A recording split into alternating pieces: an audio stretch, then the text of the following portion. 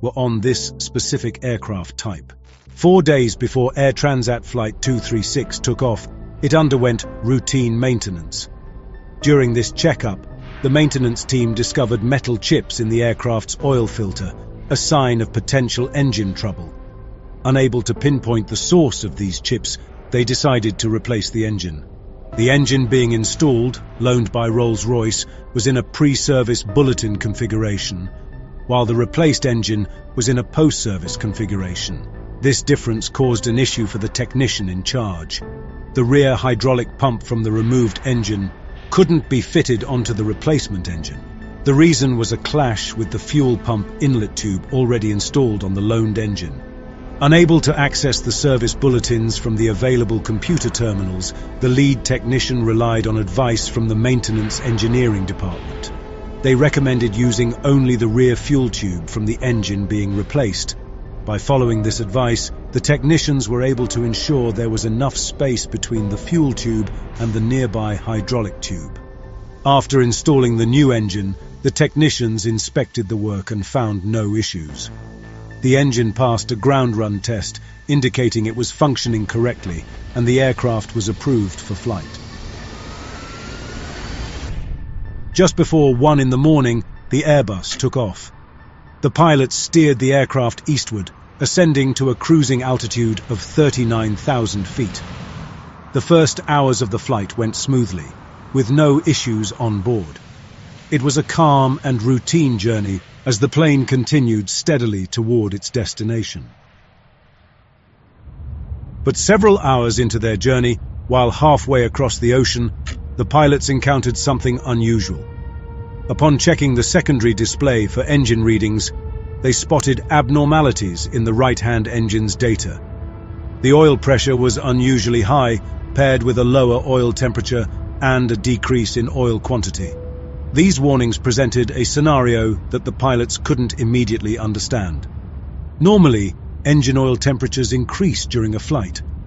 So, when the pilots saw the oil temperature going down, they were confused. They looked through the manual to find an explanation, but they couldn't find anything that explained the strange readings they were seeing. The pilots reported the issue to their maintenance control center, asking for further investigation. However, the center also couldn't determine the cause of the problem. What the pilots didn't know was that the issues with the engine oil indications were caused by a massive fuel leak deep inside the right-hand engine. A serious mistake was made while replacing the engine. The hydraulic and fuel lines were placed too close to each other. Even though they believed there was sufficient space between them, they didn't consider how the pressure from the hydraulic system could affect them. During the flight, the hydraulic and fuel lines of the right engine were in continuous contact, slowly wearing down against each other. Eventually, this friction caused the fuel line to rupture, resulting in a significant hole.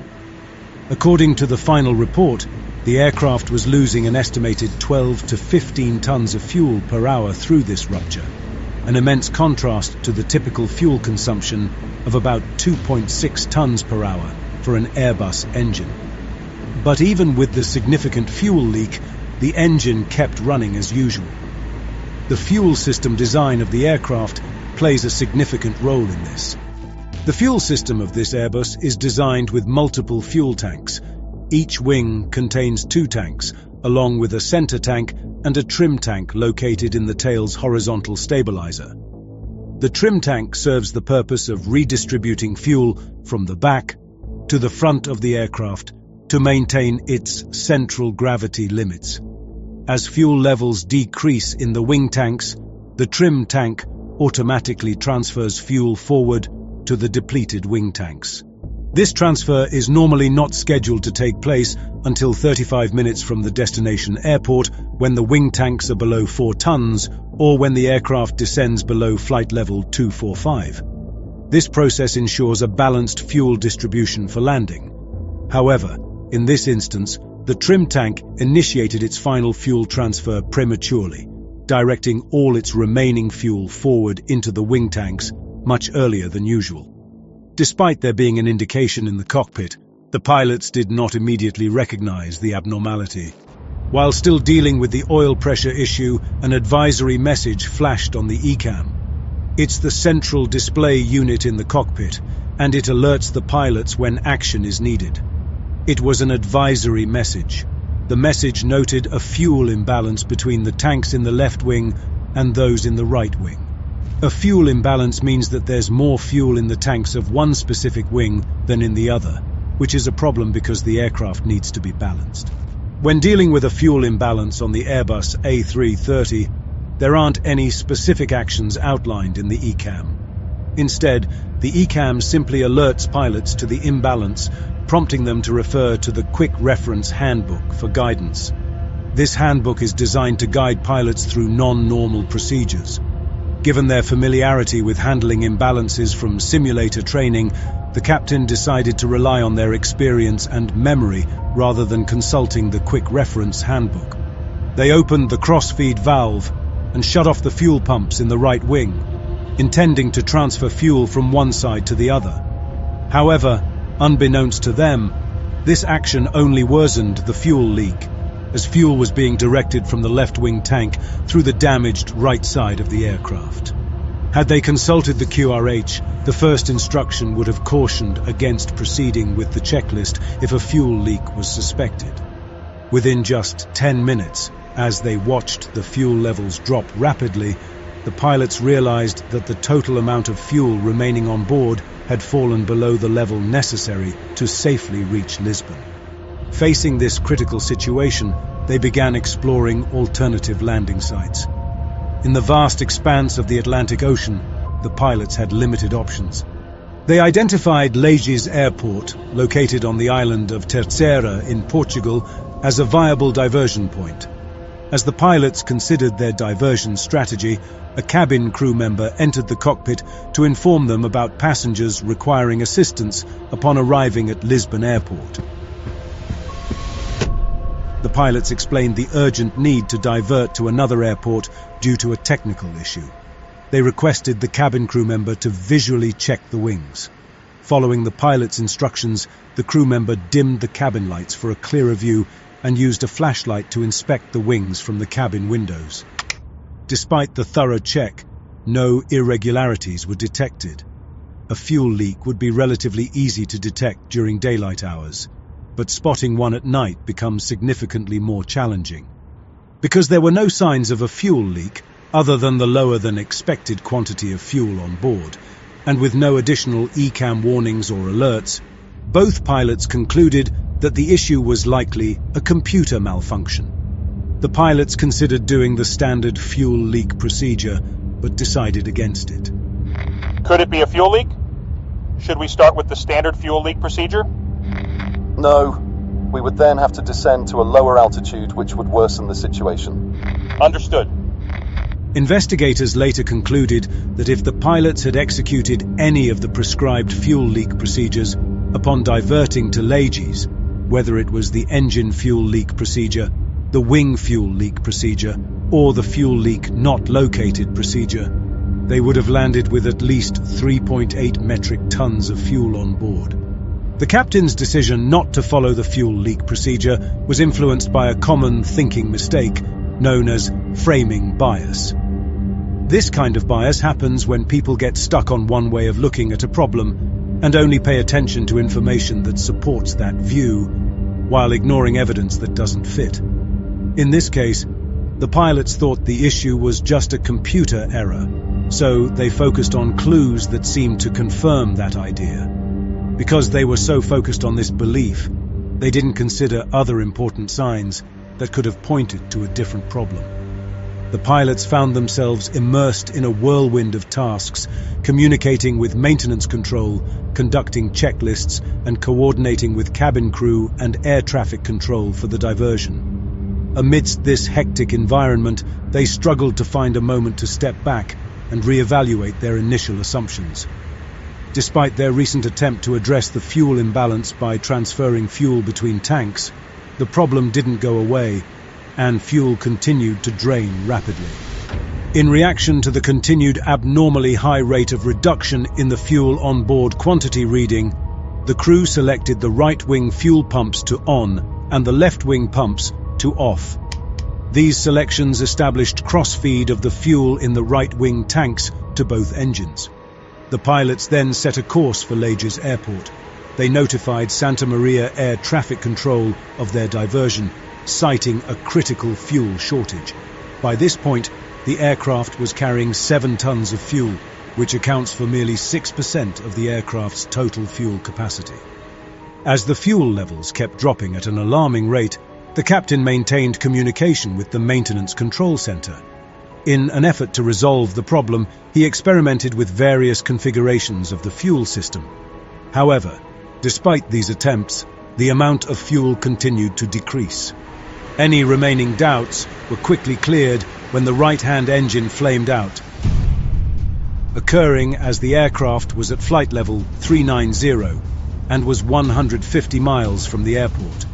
In response, the captain swiftly increased thrust to the remaining engine. Although the aircraft could still stay airborne with only one engine functioning, maintaining an altitude of 39,000 feet was no longer feasible. At this critical juncture, the aircraft's fuel dwindled to a mere 600 kilograms. The pilots realized that they were facing a life-and-death situation. The first officer declared an emergency to air traffic control. Mayday, mayday, mayday! Air Transat 236. The right engine has flamed out, and we're down to just a few hundred kilograms of fuel left.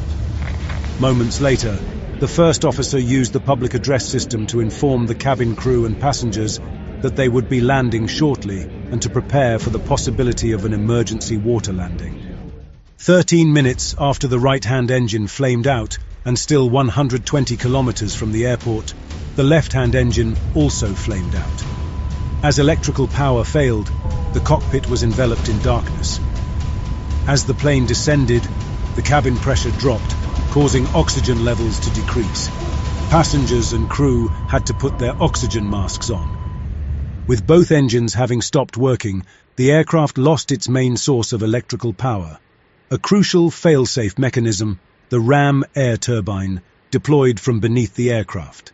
As the plane moved through the air, this device harnessed the wind to generate a small amount of electricity, sufficient to keep the most important instruments and systems operational. However, the absence of engine power resulted in the loss of wing spoilers, nose wheel steering, and thrust reversers, making maneuvering and landing significantly more challenging for the pilots. The crew finished the procedure for when all engines stopped working and started gliding towards the airport. Here, the tower controller flickered the runway lights on and off to help the pilots find their way to the runway amidst the darkness of the Atlantic Ocean. To stay in the air as long as possible, the captain maintained a descent speed between the recommended glide speed and the stall warning speed. This way, he could control how fast they went down. But it was important to stay high enough because once they went too low, they couldn't go back up. But the captain faced additional challenges. He needed to maintain the speed above 140 knots to ensure power from the ram air turbine, while also avoiding speeds over 200 knots, which could complicate landing gear extension. As they neared runway 33, he realized his high-altitude strategy might have worked too well. Instead of being at the normal approach altitude of about 3,000 feet, 10 miles from the runway, they were at 13,000 feet, just 8 miles away. This was much higher than expected, especially with no engine power. To quickly drop altitude, the captain performed a 360-degree turn, a technique often used in gliding to lose about 4,000 to 5,000 feet. At the same time, the first officer put down the landing gear and adjusted the slats at the front of the wings. These steps were vital, giving the plane more lift and letting it slow down without too much drag. After a 360-degree turn, the captain leveled the plane's wings as they neared the runway. However, they were still dealing with being at the wrong altitude, too high for a normal landing approach, but too low to try another complete turn to lose altitude. With no room for mistakes, every move and decision was critical as the plane headed for the runway without any opportunity for do-overs. On the final approach, the first officer carefully watched the airspeed. Because both engines flamed out, they couldn't use flaps, meaning they had to land at a much faster speed of about 200 knots instead of the usual 145 knots. The first officer played a crucial role, constantly updating the captain on airspeed and altitude, helping him manage the challenging landing.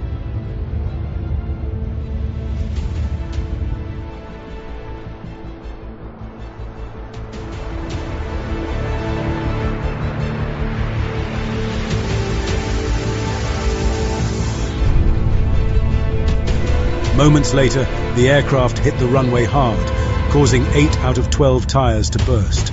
The plane bounced back into the air before touching down again, almost 3,000 feet from the start of the runway. As the plane sped down the runway, slowing it down became a major challenge. Important features that usually help slow the plane, like wing spoilers and engine reverse thrust, were not working. To make things more difficult, the system that prevents the wheels from skidding didn't work properly, causing the wheels to lock up when the captain tried to use the brakes. The aircraft managed to stop just 600 feet short of the runway's end. Fires had broken out in the left main gear wheels, heightening the emergency. Captain Pichet quickly ordered an evacuation, and remarkably, all passengers were out of the aircraft in just 90 seconds, securing their safety. The fire crews, already on standby, quickly put out the fires. Incredibly, all passengers and crew on board survived the ordeal. Following their miraculous landing, the event was marked as the longest glide by a passenger aircraft in aviation history without any fatalities. The crew was initially celebrated as heroes. However, as time passed, questions surfaced about the events leading to the critical fuel shortage over the Atlantic. Doubts began to circulate regarding the crew's decision-making, especially why they appeared to overlook their instruments' warnings of rapidly decreasing fuel levels. Following the incident, significant changes were made to aviation safety protocols. Airbus introduced a new warning system in their flight management computers, designed to alert pilots to a significant fuel loss, a key indicator of a potential fuel leak. Moreover, training now emphasizes the effective management of fuel leaks and the interpretation of non-normal checklists more strongly. The final report acknowledged the pilot's failure to detect the fuel leak, but praised their exceptional response after the engines failed. It commended the captain for expertly controlling the aircraft during the engine's out-descent and landing, despite the challenging conditions. The first officer was praised for providing valuable support during the glide and landing. The captain and first officer were therefore honored with the Superior Airmanship Award by the Airline Pilots Association. In conclusion, 3 primary factors contributing to the incident can be identified. Firstly, the improper installation of the spare engine was identified as the root cause of the fuel leak. Secondly, the crew's lack of training in handling fuel leak-related imbalances and the absence of such scenarios led them to focus solely on balancing fuel without considering the possibility of a leak. Lastly, cognitive bias played a role, as the crew's assumptions hindered their ability to recognize and address the